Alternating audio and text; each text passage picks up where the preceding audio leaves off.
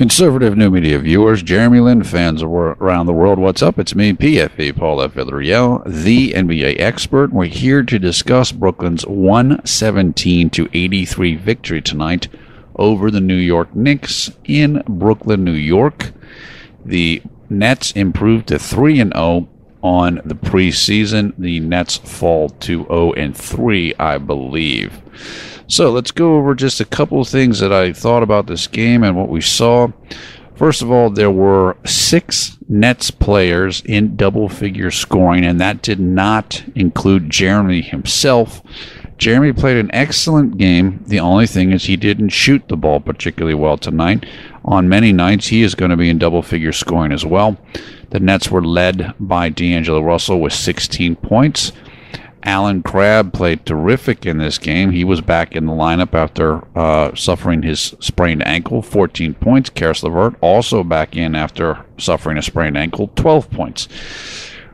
What I said in the last video was that this was not going to be the super D'Angelo Russell breakout year, or however you want to look at it. And part of that is because the way that this team is designed is for everybody to do well. In other words, you're not going to have a 30-point scorer on this team, but you might have 5 guys or more who score 12 points a game. That's how this offense is designed. It's a very equal opportunity offense, and when you have a lot of players at kind of a fairly equal level of performance, or a bunch of good players, which you have on this team, that's more of what you're going to get. Now, in another situation where you have some incredible transcendent player, then you might get that player getting a little bit higher up in the scoring column. I'm thinking like the Spurs and maybe Kawhi Leonard, even though Kawhi doesn't average, I don't think, a huge number of points per game as compared with maybe somebody on another team. This is a similar system, I believe, to what the Spurs run. And again, you get more equal distribution of scoring. That's what part of what the system is designed for, because then you can't stop one guy and shut down the team. You have to stop everybody. And that's kind of the thinking, and that's how it works. So, one of the things I noticed in this game was the Nets culture is already starting to have a positive effect on D'Angelo Russell. We said in the last game that D'Angelo, in the first 2 games actually, D'Angelo was shooting too much. He was taking too many shots, and particularly poor shots. Well, that's already starting to get fixed. You can already see that he's looking to pass more and more and more. And that's what happens when you go on a team that's unselfish, and a team where the system is a good system. It doesn't favor isolation. You get caught up in that style of play. So if whatever bad habits or anything that D'Angelo Russell might have developed with the Lakers, now he's in a situation where he can start to really build on positive habits. Another thing I saw in this game was Jeremy. There was a clip of Jeremy talking to whoever, the Nets broadcasting team or whatever, and he was basically talking about how the Nets system really helps him out. And now he doesn't have to be the guy creating everything. He can look for more scoring opportunities, or more things where he is a bit more of the focus in terms of scoring the ball, rather than just the only person where he has to make all of the passes. And he basically is likes that and is comfortable with that. The third thing from this, and some people have asked me this, and I'm sorry I did not get to respond to everybody in the comments of the last video, although I did read every comment. If I thumb up your comment, I read it.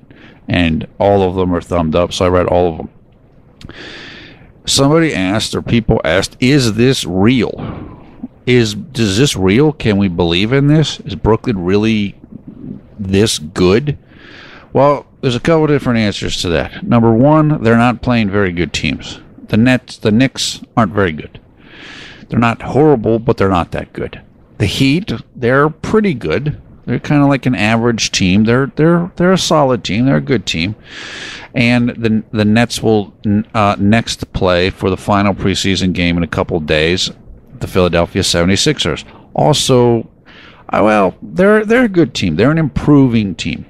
But still not a great team.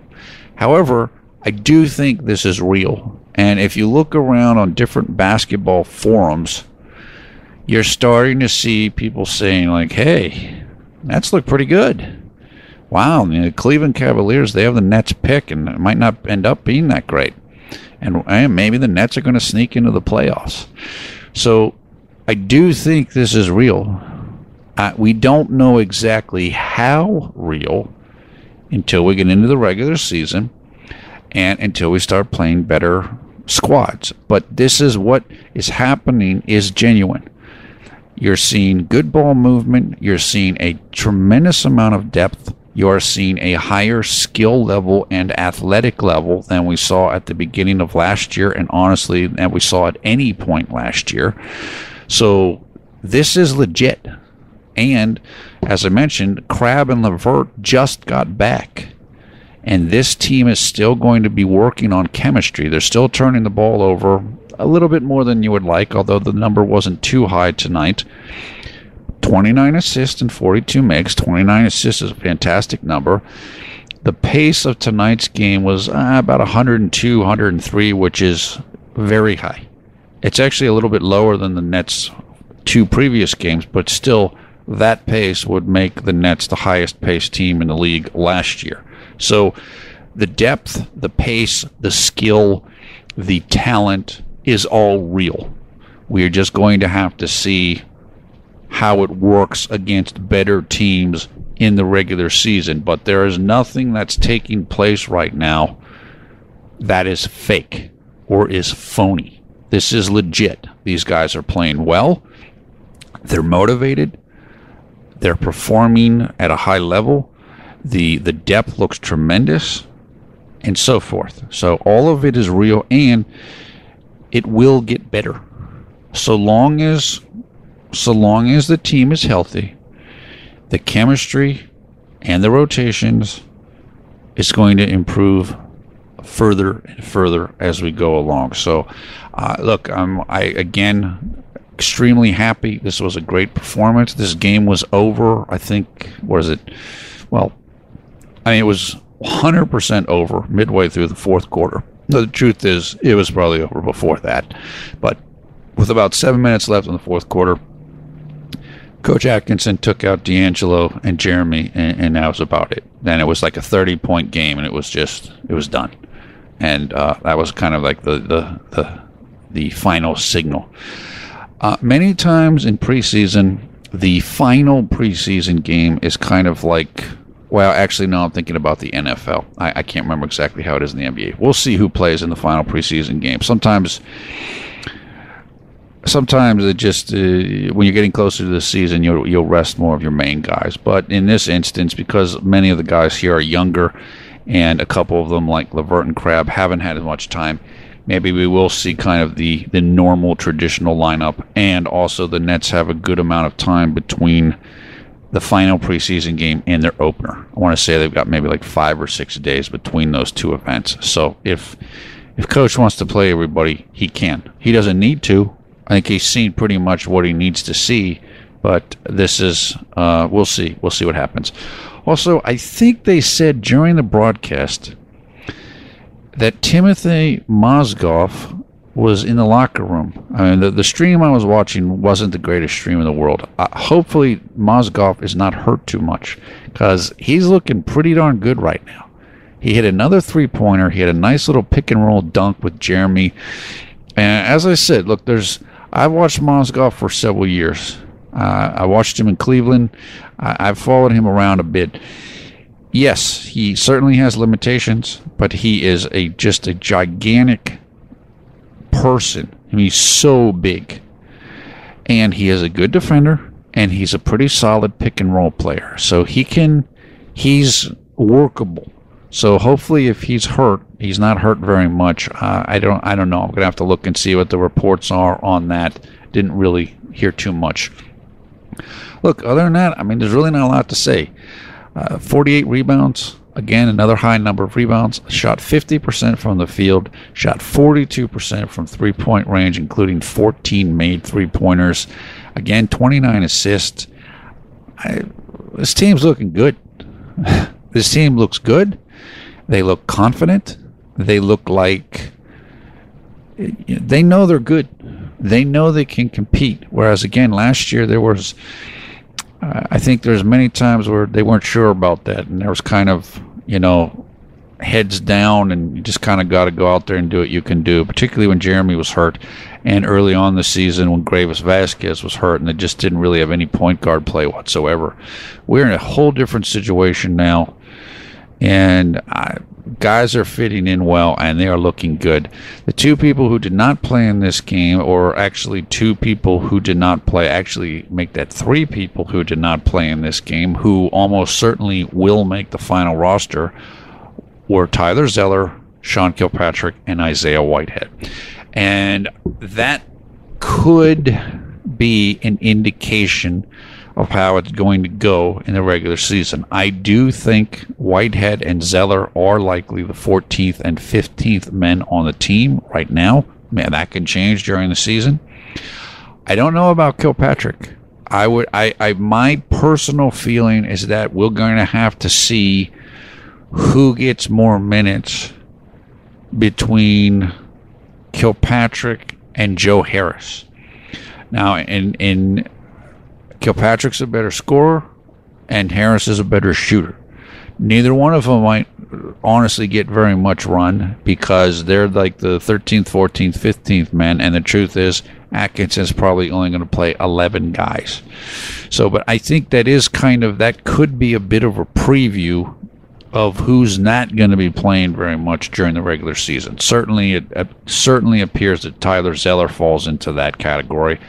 My guess is Whitehead also falls into it, and we're going to have to see with Kilpatrick. Kilpatrick, of course, was playing more when LeVert and Crabbe were out, but now they're back, and suddenly Kilpatrick didn't get any minutes tonight.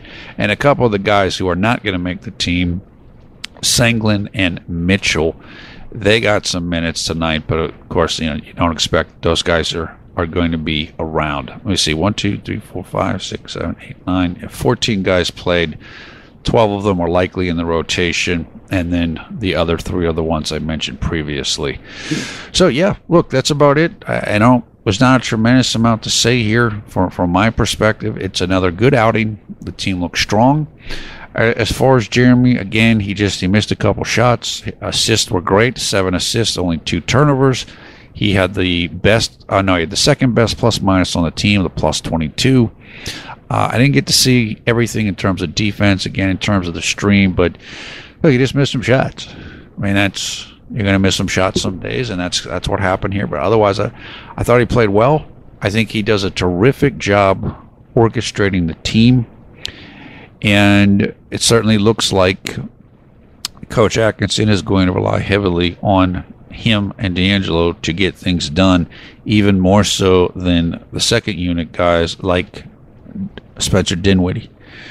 So, great. Again, let's look forward to the next outing from the team, and let's head into the regular season. So, that next game against the 76ers will take place 3 days from now. What is that, Tuesday, I think? October 11th. I can't see that right now. That is, let me see here. That is on Wednesday. So that's it. If I'm able to make a video and I'm around, I'll do it. And just like I'm making this video tonight, we will see. Hope you're having a great night, a great day. Hope you're able to check out this video. And again, I would definitely not say anything to derail anybody's enthusiasm for what we're seeing. I think this is looking very good and very promising as we head into the final game of the 2007